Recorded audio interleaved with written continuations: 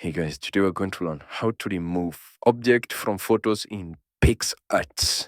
And we'll switch on my desktop. Then we are going to click on upload. Then we're going to choose the photo that we want to remove the background. Let's say I'm going to choose this one. I'm going to tap on open and it's going to give us a new project file with the photo that we have uploaded. Then from here, I'm going to click on remove. Then I'm going to paint the part that I don't want to see, or the part that I want to remove. Let's say I don't want to see that one. Once I am happy with what I've done, I'm going to tap on apply, and then we are going to export the photo that we have used, and then we are going to choose either we want the file type to be in JPNG or PNG, PDF, web, or MP4. And then we're going to write the file name so that when we're saving it to our downloads here at the laptop, we are not going to be looking for it that much. And then we are going to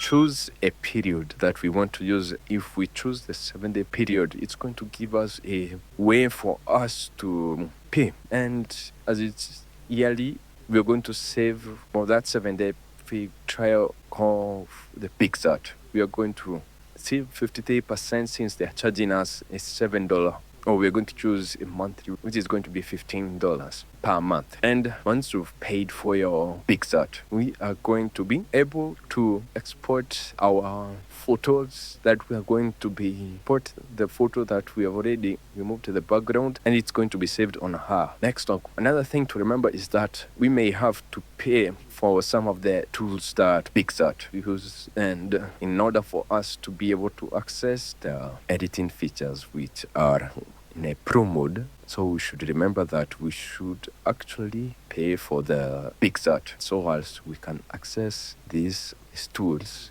and we're going to be able to remove an object using PicsArt. Thank you guys for watching this video. Please do like, share, and subscribe if it did help, and I'll see you guys on the next video.